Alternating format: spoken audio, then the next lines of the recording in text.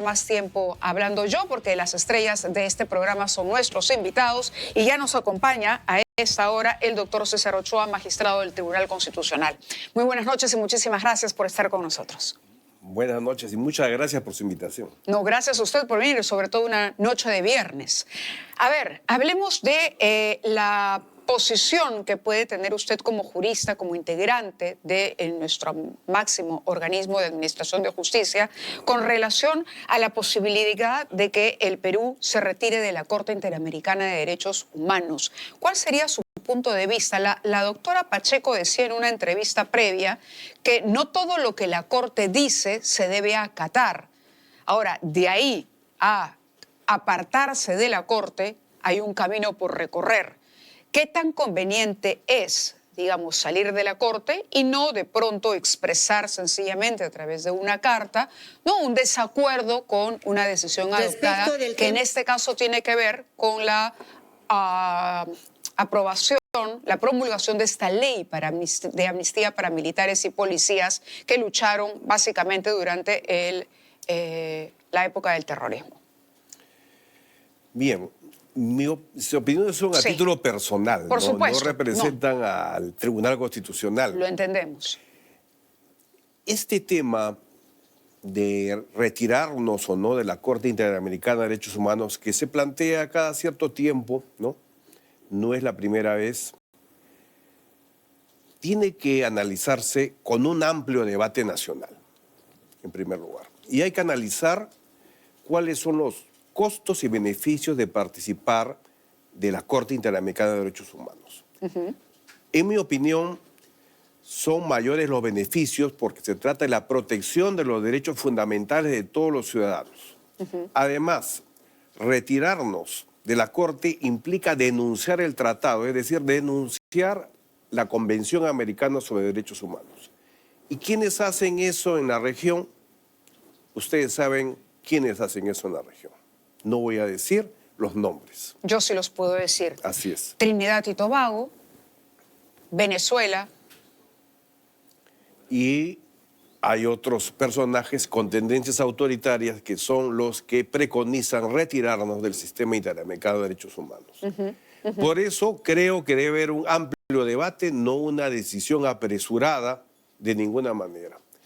Claro, porque las declaraciones hoy del canciller ha dicho que se va a ver este tema y que se tendrá una decisión. Dice, aquí tengo declaraciones justamente de la página web de RPP, de nuestro portal, indicó que el referido grupo de trabajo realizará actos preparatorios, tras lo cual se instalará formalmente y que el proceso de evaluación será lo más rápido posible. Ahora, dice, vamos a consultar con toda la población, es decir, a la academia, a las organizaciones civiles, a los colegios profesionales, pero no dice cómo a la población. Esto requeriría, no sé, algún tipo de consulta popular, tipo sí o no, a través de una vía de referéndum. Bueno, el ministro debe explicar esas declaraciones, ¿no? Porque yo no puedo ser su intérprete. Lo cierto es que en alguna parte dice lo más pronto posible, ¿no? Exacto, por eso es que le hago la pregunta no es así, pues, ¿no? Cuando usted dice que esto requiere de un amplio debate y de un análisis adecuado. Un análisis de los costos y beneficios. En la historia del Perú hemos tenido la Corte Interamericana actuando, por ejemplo, en el caso de la destitución arbitraria de 3 magistrados del Tribunal Constitucional en 1997. Estamos hablando de Delia Reboredo. Así es. Tuvimos la intervención de la Corte Interamericana en el caso... Que se opusieron a la reelección de Alberto Fujimori. Así es. El caso del señor Baru Sipcher, que fue privado de su nacionalidad para que ya no manejara un canal de televisión.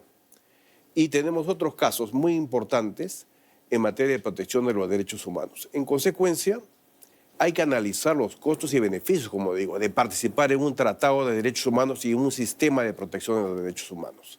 No todo es ganancia, ¿no? No es como un tratado de libre comercio. En todo caso, siempre hay costos y beneficios que analizar. Y en este caso, creo que definitivamente es conveniente para el Perú y para los ciudadanos estar dentro del sistema interamericano de derechos humanos. ¿Cree usted que debemos mantenernos? Definitivamente. Sí. porque es una protección para los derechos fundamentales de todas las personas, no de un grupo de personas ni de un sector. Correcto. Sin esa protección, porque hay quienes dicen, por ejemplo, caramba, dada la situación del Perú, la situación de inseguridad, la cantidad de crímenes que se cometen contra los niños, es hora de imponer la pena de muerte. No conozco a nadie que seriamente proponga que la lucha contra la criminalidad se base en retirarse del sistema interamericano de derechos humanos. Pero, por ejemplo, la pena de muerte es inaplicable en tanto sigamos adscritos a la Corte. Mira, la decisión de adscribirse a la Corte fue una decisión soberana del Perú en un momento en que el Perú había justamente abolido la pena de muerte. Esa no es una decisión que viene del tratado, fue una decisión interna. En primer lugar, la abolición de la pena de muerte, salvo en casos de guerra. No es una imposición internacional. Esa fue una decisión soberana del Perú en la Constitución de 1979. Eso hay que aclarar a los ciudadanos. Claro, como Estado, se refiere usted, al margen de los gobiernos, que cada gobierno puede tener una opinión. Que puede tener una opinión cambiante sobre la pena de muerte, ¿no? Pero esa fue una decisión constitucional del Estado peruano. ¿Cuánto tiempo tomaría apartarse de la...? Bueno, eso lo conocen más los especialistas en derecho internacional, pero en primer lugar hay que denunciar el tratado. Y denunciar el tratado por lo menos demorará un año. Y luego iniciar el retiro. Justamente en el periodo de Alberto Fujimori, efectivamente, se habló de eso, se planteó incluso y se tomó una decisión sobre el retiro de la competencia contenciosa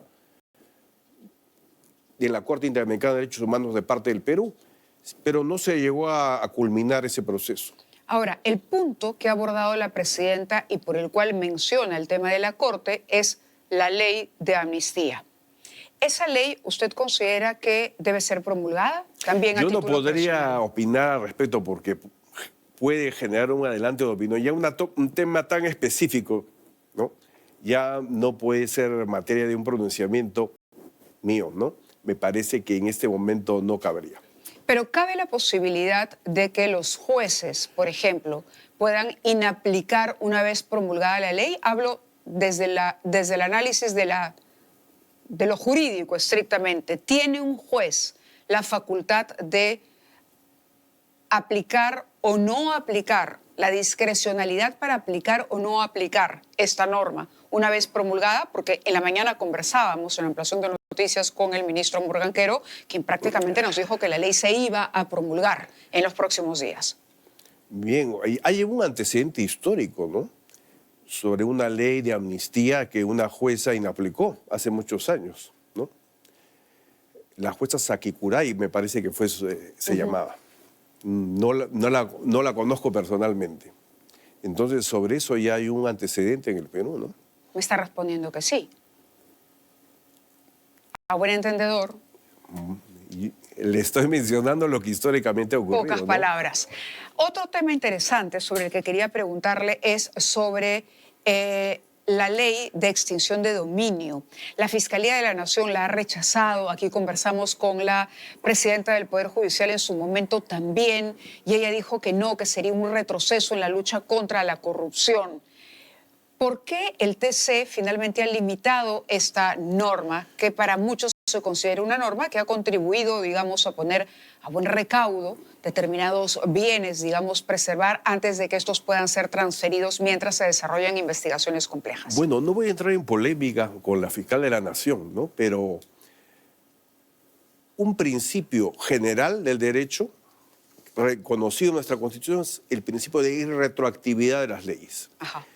Entonces, ese es el fundamento central de esa sentencia del Tribunal Constitucional, con relación a la aplicación y efectos retroactivos de esa ley de extinción de dominio. Es decir, hablar de un retroceso, más bien, sería un retroceso previo al derecho romano, porque desde el derecho romano, como debe saber muy bien la fiscal de la Nación, ya se consagraba la irretroactividad de las leyes en los sistemas jurídicos, ¿no? Entonces, aquí estamos dentro de un Estado de Derecho y las leyes tienen que interpretarse y aplicarse dentro del Estado constitucional y con respeto a los derechos fundamentales. Doctor, permítame, porque tenemos el segundo byte que habíamos anunciado justamente de la fiscal en conferencia de prensa respecto a la extinción de dominio. Esto es lo que dijo la doctora Delia Espinosa.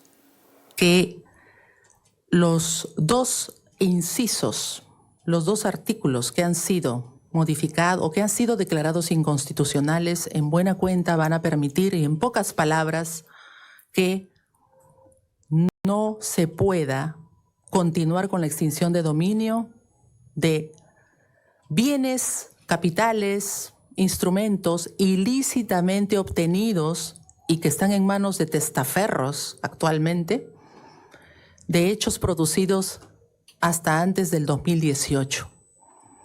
Y eso nos va a llevar a una conclusión, a muchos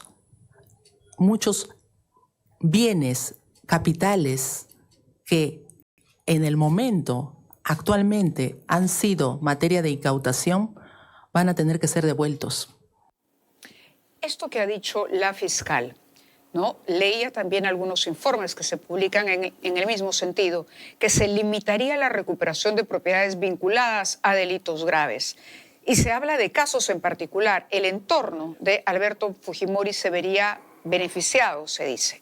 Por ejemplo, testaferros de Vladimiro Montesinos podrían verse beneficiados, o de pronto también algunos otros inmuebles vinculados a otros expresidentes investigados, como Ollanta Humala o Alejandro Toledo.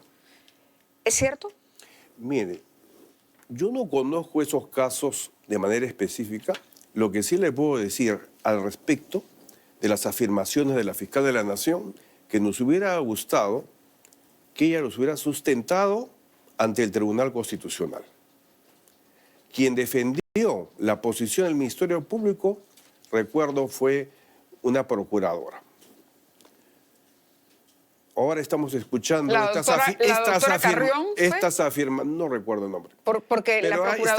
está grabado, se claro, puede ubicar. La Procuraduría especializada ad hoc para el caso Lavallato, no fue la doctora Carrión, pero claro, tenemos entendido que también hay preocupación en esa Procuraduría porque se aplica esta... Claro, pero ex post facto, sí, en una conferencia de sí, prensa se nos afirma así genéricamente que testaferros, etcétera. ¿Por qué no se hizo presente ante el Tribunal Constitucional a sustentar esos argumentos? Ahora estamos escuchándolo en una conferencia de prensa. Y los pronunciamientos del Tribunal Constitucional sobre la inconstitucionalidad de una ley tienen efectos generales. De todas maneras, hubiera sido interesante ese tipo de sustentación. El espíritu del fallo, sin embargo, como decía también, y cito a la presidenta del tribunal, es salvaguardar el derecho a la propiedad. Y especialmente las transferencias a terceros, ¿no? A personas ajenas a los supuestos ilícitos, ¿no? Que de buena fe han adquirido esas propiedades. ¿Cómo dentro de la sentencia no se garantiza, por ejemplo, que esas transferencias sirvan para finalmente deshacerse de bienes o pasar a propiedad bienes que han sido... Miren, que están bajo sospecha todavía en la mira de la justicia y salvaguardar eso? Lo que se ha analizado es la constitucionalidad, en este caso la inconstitucionalidad se ha declarado de dos artículos de la ley, no de toda la ley de extinción de dominio. El Tribunal Constitucional más bien ha reconocido que la figura de extinción de dominio sí es constitucional y se puede aplicar. ¿Qué es lo que ha señalado que es inconstitucional? Los efectos retroactivos anteriores a la entrada en vigencia de la ley, porque ese es un principio elemental del derecho, ¿no? Eso es lo que ha resuelto el Tribunal Constitucional y además ha precisado que debe interpretarse correctamente porque en Colombia, donde es el antecedente legislativo, tiene su origen para perseguir a los cárteles de la droga, por ejemplo, exacto, a organizaciones criminales. Aquí en el Perú había muchos pronunciamientos en contra y de ahí se genera también esta demanda del defensor del pueblo, claro, porque personas ajenas a organizaciones criminales se han visto afectadas por la aplicación de esta ley que se ha aplicado a ilícitos administrativos, a temas ajenos a organizaciones criminales. Es decir, esta figura correcta en Colombia y que además tiene marco constitucional en Colombia, en su constitución, a diferencia del Perú, ¿no? Bien. Acá se ha aplicado extensivamente y ha generado pues estas denuncias, estas quejas que son realmente fundadas. Además,